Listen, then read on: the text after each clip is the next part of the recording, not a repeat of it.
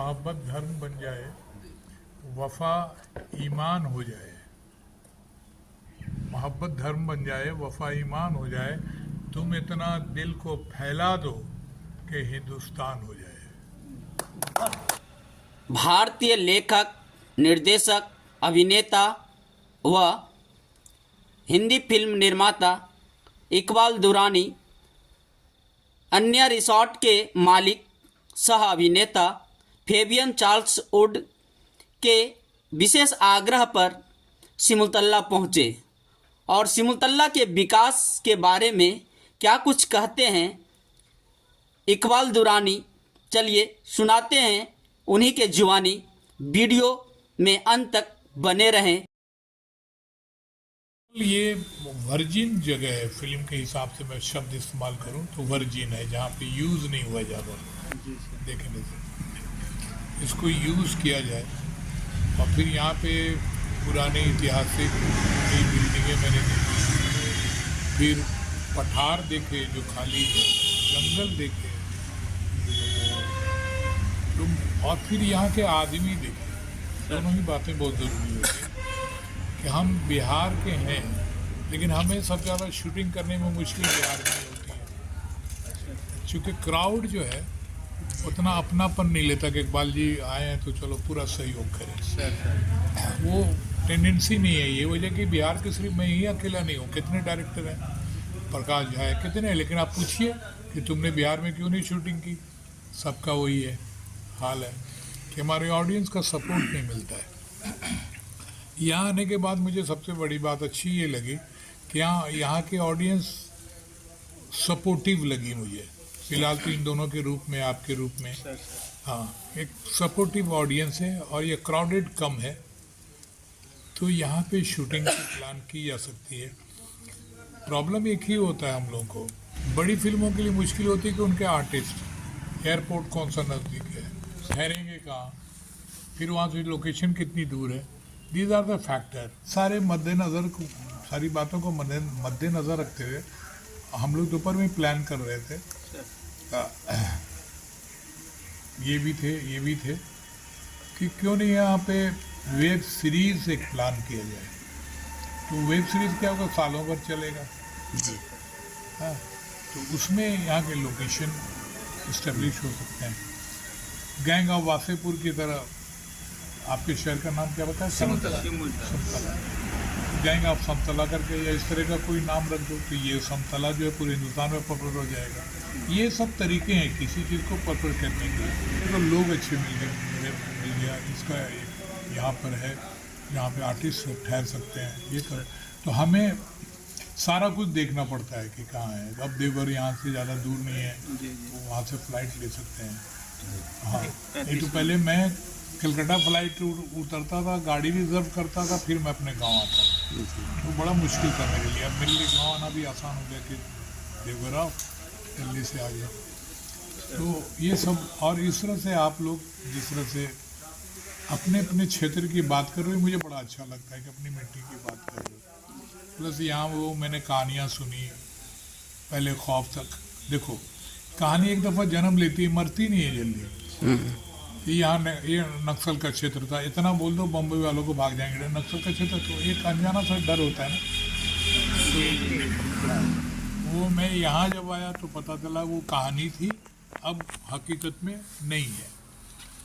तो ये सारी चीज़ें होंगी, मैं कोशिश करूँगा कि कुछ किया जाए, और सीरियसली मैं कोशिश करूँगा, तो कुछ रिजल्ट निकल जाएगा। सर, जैसे आज मैंने बिल्डिंग देखी, कौन सी बिल्डिंग, लाल डेंगा, इतनी भव्य बिल्डिंग है। पहले तो सरकार को ऐसी बिल्डिंगों को थोड़ा जिंदा रखने के लिए कोशिश करनी चाहिए, कुछ को रिपेयर कराना चाहिए, क्योंकि वो टूरिस्ट प्लेस बन सकता है, टूरिस्ट प्लेस बन सकता है, तो जहाँ पे लोग आवक जावक हो। मैंने अगर कुछ किया तो उस बिल्डिंग को ज़रूर मैं शूट करूँगा, ताकि सामने सबके सामने लाऊं, क्योंकि आप कुछ करके डिमांड करें तो ज़्यादा अच्छा लगता है, बिना किए खाली एक अर्जी देंगे, अर्जी वहाँ रह जाएगी, वहाँ रह जाएगी। तो ये है, बहुत अच्छा लोकेशन है, इतनी कोठियाँ हैं, ये हैं, अगर सब ये आबाद हो जाए तो इस इलाके का एक ये पहले भी हिल प्लेस था, ये छोटा शिमला कहलाता है। जी जी हाँ, इसमें गवर्नमेंट थोड़ा सा और कॉपरेट कर दे। ये तो जो भी कर रहे हैं पर्सनल लेवल पे कर रहे हैं, कोठियाँ बनी या ये फेबियान या होटल बनाए तो गवर्नमेंट की, लेकिन गवर्नमेंट क्या कर रही है उन टूरिस्ट के लिए अगर आए तो जी वो कुछ नहीं कर रही ना। टूरिस्ट का उनका कोई प्लान ही नहीं है कि हम कैसे लोगों को लाएं, कहाँ ठहराएं, कुछ नहीं प्लान है। जी अगर वो प्लान हो जाए, यहाँ सब कुछ है, स्टेशन नज़दीक है, बस है, तो सब है। अब उसको ज्वाइन करना तो ये लोग, आप लोग को आवाज़ उठाती रहनी पड़ेगी, ऐसा नहीं कि दफ़ा आवाज़ उठा के खामोश हो। जी जी जी जी सर कब हुआ था सर, बांका से आप कब मुंबई गए? ये करीब 83-84 में। ये ऐसा एक जुनून जो पैदा हुआ, दुर्रानी साहब ऐसे लोगों के दिल में इस तरह की बातें पैदा हुआ कि हमें मुंबई जाना है, ऐसा क्या आपने मन में सोच लिया सर? मैंने कुछ सोच, देखो क्या होता ना, सर हम 5 भाई 3 बहन हैं, जी एक ही माँ एक ही बाप, या गांव है। मेरे दिमाग में ये बात क्यों आई ये तो ऊपर वाला ही जानता है, क्योंकि सब एक ही चीज़ थी, लेकिन सब तो नहीं हुए। जी जी जी सारे घास रह गए, मैं अकेले एक पेड़ ऊपर चला गया। तो ऐसा क्या किया, तो कुदरत की मेहरबानी है। बचपन से लेकिन ये मेरे को ख्वाहिश थी जी कि मैं कुछ ऐसा काम करूं कि नहीं मरूं।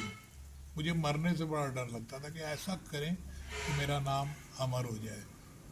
तो ये बचपन से फिर, लेकिन क्या करूंगा वो मुझे पता नहीं था कि क्या करने से मैं अमर हो सकता हूँ, लेकिन लगता था कुछ बड़ा काम करना है।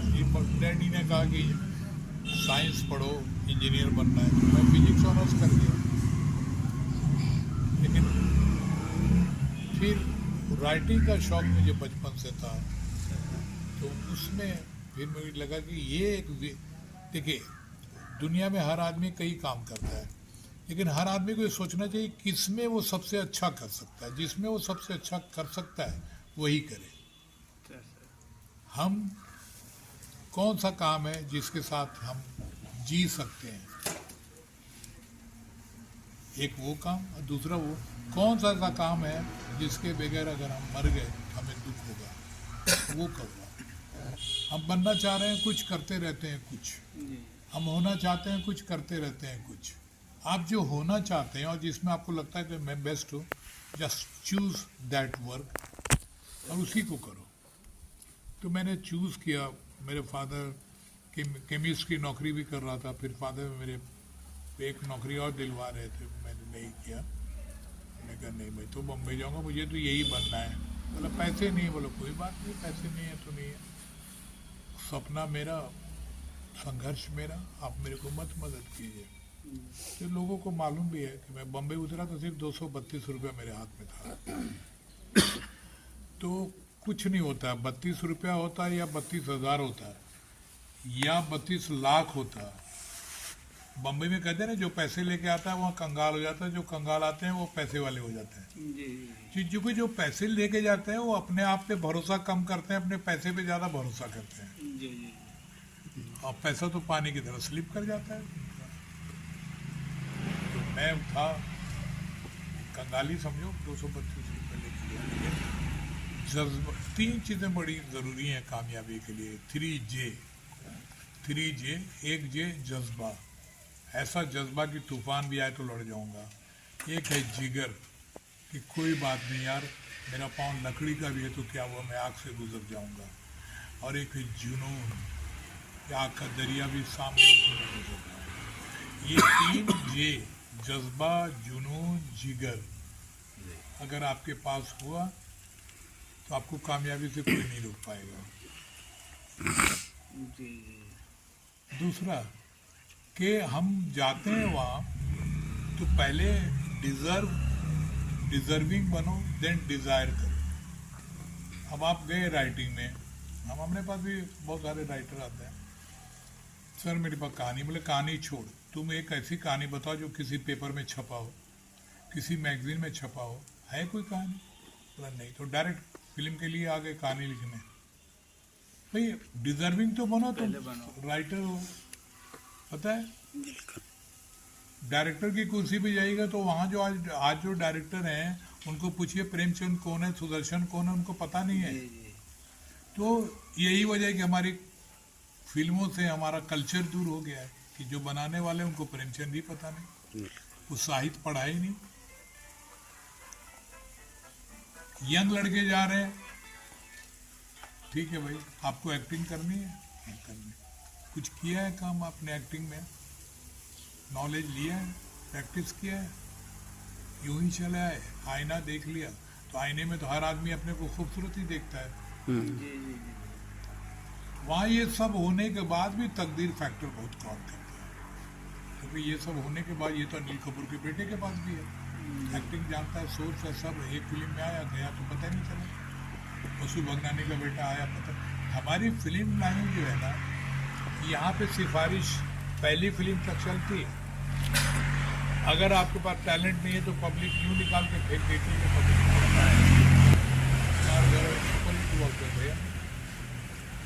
यहाँ पे नहीं चलता सिफारिश।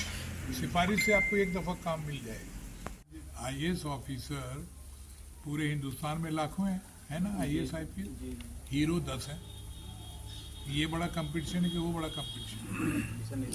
आज ये बांका का आईपीएस ऑफिसर मरेगा तो ये उड़ीसा में छपेगा ही नहीं सर।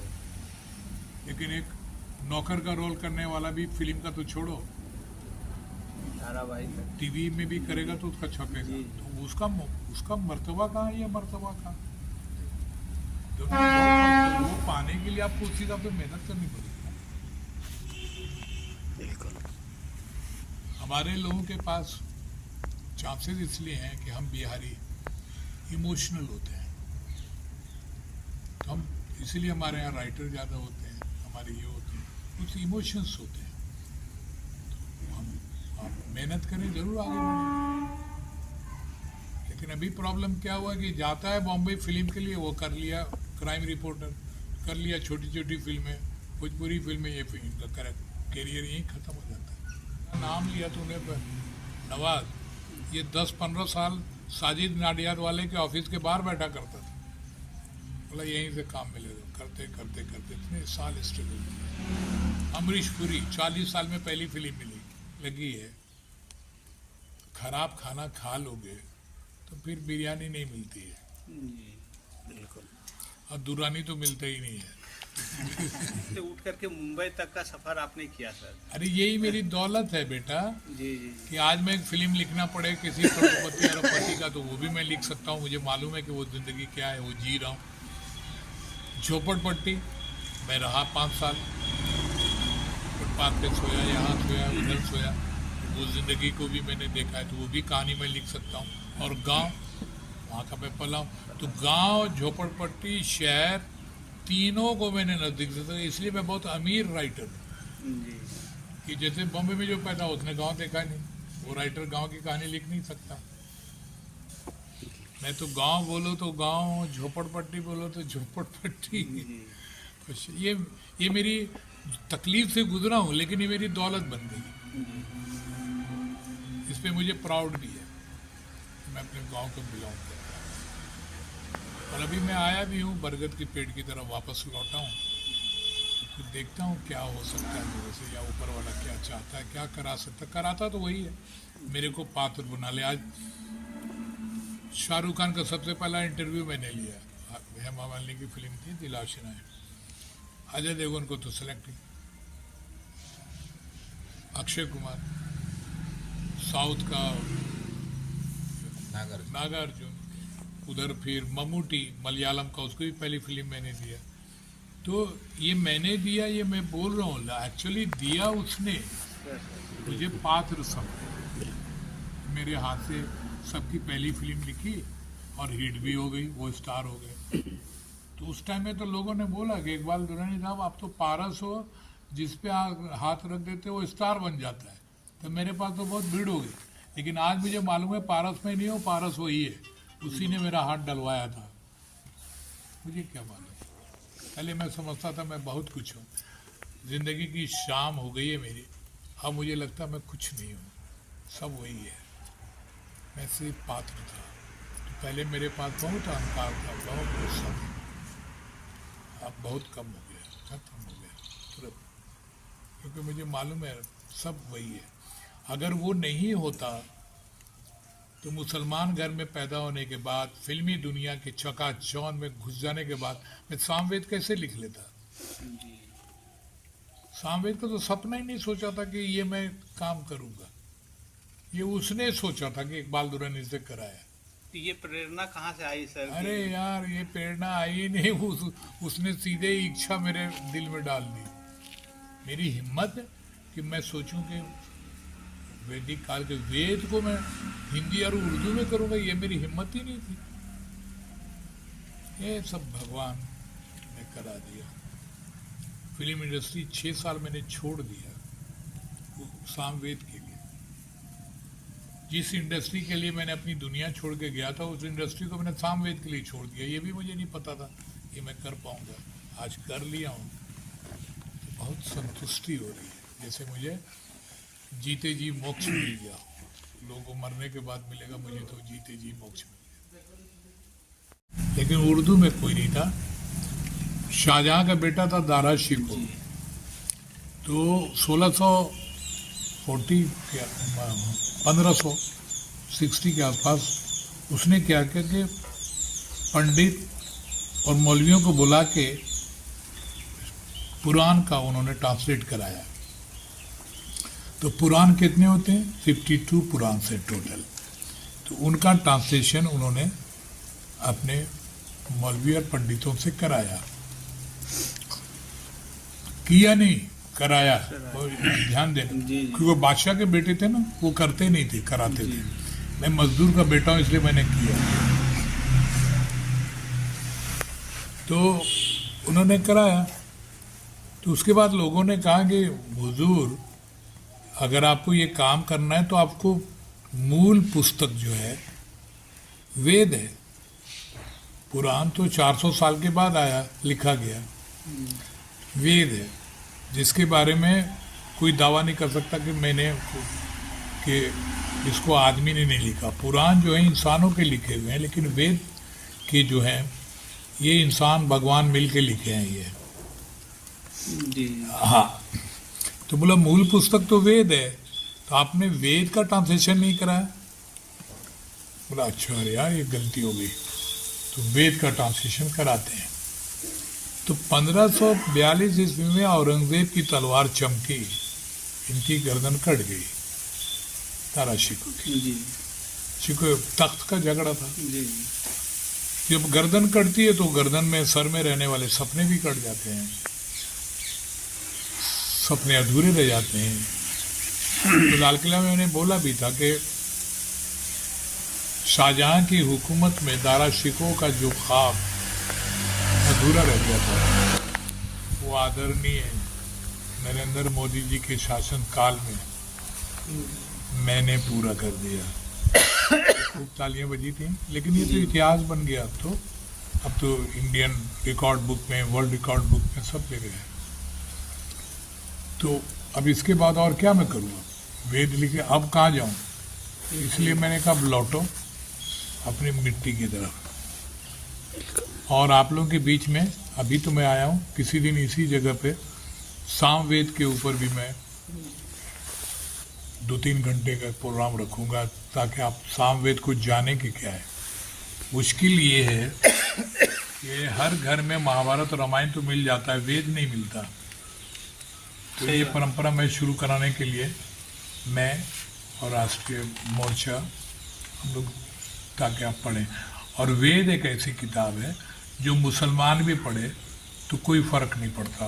मुसलमान काफिर नहीं हो जाएगा, मुसलमान ही रहेगा। चूंकि सामवेद जो है वो धर्म ग्रंथ से ज्यादा प्रेम ग्रंथ है। क्या है? प्रेम ग्रंथ। हाँ, ये सब लाइन नोट करना आप लोग। जी जी।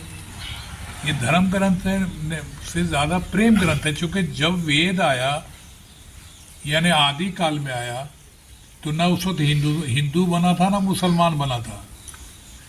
इस सारी सृष्टि के लोगों के लिए आया। तो इसलिए सामवेद मुसलमान हो, क्रिश्चियन हो, हिंदू हो, जो भी हो, वो पढ़ेगा, उसको अच्छा लगेगा। वो सबके लिए है।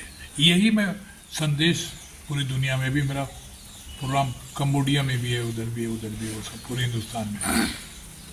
तो ये है, तो यहाँ हो सकता है कि आपके कटोरिया में भी हम एक इकबाल दुरानी और सामवेद फिल्म पे तो ही है।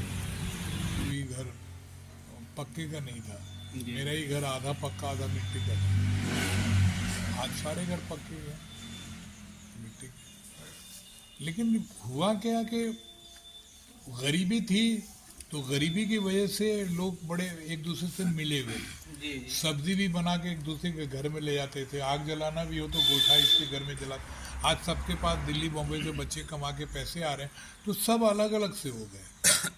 अब वो जो बीच का जो था ना, वो कम हो गया। आज आदमी नहीं मिलेगा आपको बात करने के लिए, और सारे निकम्मे लोग रह गए गांव में, चाहे तो बूढ़े हैं या बच्चे हैं।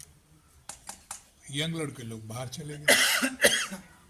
और अब दूसरी जो प्रथा शुरू हो रही है, ये और भी खराब है कि पहले के जो कमाई वाले बच्चे थे, वो अपनी बीवी को, बच्चों को रखते थे अपने गांव में, घर बनाते थे। अब तो बीवी बच्चे समेत चले गए, वहीं घर बना रहे हैं। यानी अब गांव को कोई फायदा ही नहीं है। साइंस जो डेवलप किया तो आदमी खुदा हो गया कि कैसे, कितने बेटे में आप एक ही औलाद है, वो दूसरा, अरे यार एक ही को पढ़ा ले तो बहुत है, मैं चूती है, तू खुदा है क्या? तू 5 भाई, तू कैसे पढ़ के इतना बड़ा हो गया? अरे एक बच्चा तू ही पढ़ाएगा तो वो पढ़ेगा, वो है ही नहीं। तू ही खिलाएगा तो वो खिलाएगा, वो है ही नहीं। तो आजकल हम लोग खुदा बन गए। तो एक बच्चा या 2 बच्चा, चले गए अमेरिका तो कोठी बना के घर में पड़े रहो। वहीं पे हम लोग की शूटिंग ज़्यादा होती है। मान लो बंगला कौन एक होता है, बीवी अब कुत्ते के साथ रहते हैं, भाई बेटा कहाँ है? तो आ ही नहीं रहे 8 साल। भोगो। अपना जो कल्चर था इंडिया को, उसको नहीं जाकर के ज़्यादा फॉरवर्ड हो गए। और वो कहीं बच्चा मर गया तब तो जीते जी आप मर गए। एक ही बेटा है, मेरा भी एक ही बेटा, मैं डरता रहता हूँ कुछ ना हो। तो सारे जितने भी बंगले आप देखोगे बॉम्बे दिल्ली में, बैकवर्ड बंगला, ये सब बंगले वही हैं जिनके बच्चे चले गए। और बच्चे, उसको हमने पढ़ाया लिखा है, बबुआ बड़ा अच्छा है, वो बबुआ तो आ ही नहीं रहा है। न बाप के लिए नहीं आ रहा है तो अपने समाज के लिए क्या आएगा? जो हम बच्चों को तालीम अभी देते हैं, बेटा ऐसा कुछ कर, अपने गाँव का नाम रोशन कर, अपने खानदान, वो बेटा किसी काम का ही नहीं है।